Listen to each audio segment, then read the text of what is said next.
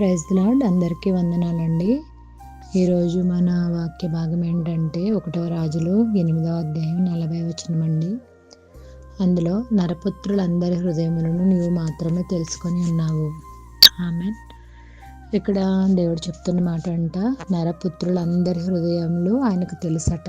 మన హృదయంలో ఏముంది? హృదయం అంటే ఏంటండి? అందులో చాలా ఆలోచనలు జరుగుతాయి కదా.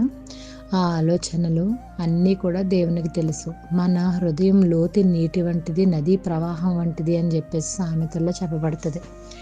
మన హృదయం ఎన్నో ఆలోచనలు చేసేస్తూ ఉంటుంది. ఆలోచనలు ఎన్నో. ఇంకా మనం కొన్ని డబ్బులు మనకి ఏదైనా వచ్చేది ఉందనుకోండి, ఆ డబ్బుల కోసం ఎన్నో ప్లాన్స్ వేసేస్తాం. ఇలా చేస్తే ఎక్కువైపోతాయేమో, అలా చేస్తే ఇంకా ఎక్కువైపోతాయేమో, లేదా ఇలా చేస్తే పోతాయేమో అని ఆలోచన చేస్తాం.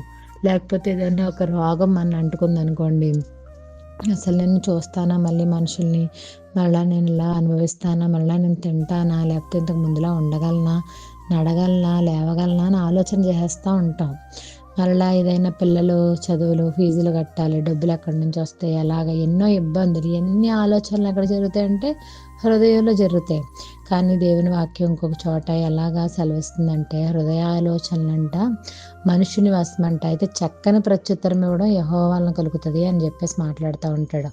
మనం ఏంటంటే అన్ని ఆలోచనలు చేస్తాం, దానికి ఒక మంచి రిజల్ట్ ఎక్కడి నుంచి వస్తుంది? దేవుని దగ్గర నుంచి వస్తుంది. అయితే ఈరోజు నీ హృదయం ఎలా ఉంది అనేది మనం ఆలోచించాలి. మన హృదయం ఎలా ఉంది? దేవుడి ఎదుట నిందారహితంగా ఉందా? నిష్కల్మషంగా ఉందా? ఒకసారి మనం ఆలోచించాలి. మనం ఎవరితో మాట్లాడుతున్నప్పుడు వారి యొక్క ఎదుటి వ్యక్తి మీద మన యొక్క ఆలోచన ఏంటి? ఒక చెల్లిలా, ఒక తల్లిలా, లేకపోతే ఒక అన్నలా, ఒక తమ్ముళ్ళ నువ్వు మాట్లాడుతున్నావా? లేకపోతే నీలో ఏమైనా దురుద్దేశం ఉందా? నీ ఆలోచన ఏంటి? ఎలా ఉంది? నువ్వు ఒకసారి ఆలోచించుకో. తప్పుడు ఆలోచనలు నీలో ఉంటే ఈ దినమే తీసివేసి మరలా నూతనమైన ఆలోచనలు నువ్వు కలిగి ఉండు. ఎందుకంటే అది దేవుని వలన సాధ్యం కాబట్టి ఆయన్ని అడిగి పొందుకో, ఆయన దగ్గర నుంచి ఈ వరాన్ని. తర్వాత రేపటి గురించి చింతించొద్దని దేవుని యొక్క వాక్యం సెలవిస్తుంటే మనం ఏం చేస్తామంటే ఎప్పుడో కొన్ని ఏళ్ల తర్వాత జరగబోయే విషయాల కోసం చింతిస్తూ ఉంటాం. అవన్నీ మన నుంచి తీసివేసి మన దేవుడి సన్నిధిని మనం ప్రార్థించాలి. రేపటి గురించి మనం చింతించకుండా, ప్రభా ఈరోజు ఏం జరుగుతుంది నీ చిత్తం అని దేవుడి మీద మన యొక్క భారాన్ని మనం వేసినప్పుడు మన యొక్క భారం అంతా తేలికైపోద్ది అనమాట. తేలిగ్గా మన యొక్క జీవితాన్ని మనం కొనసాగించగలం.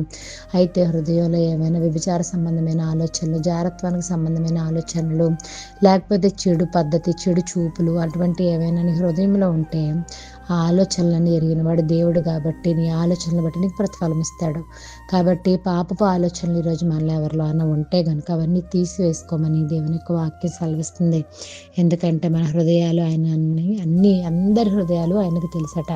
కాబట్టి మన హృదయంలో ఉన్న చెడుని తీసివేసుకుందాం. దేవుని కోసం మంచి ఆలోచనలు, మంచి ప్రణాళికలు కలిగి ఉందాం. దేవుడే చిన్న వాక్యం తన వెనుకల్లో దీవించునుగాక. ఆమేన్.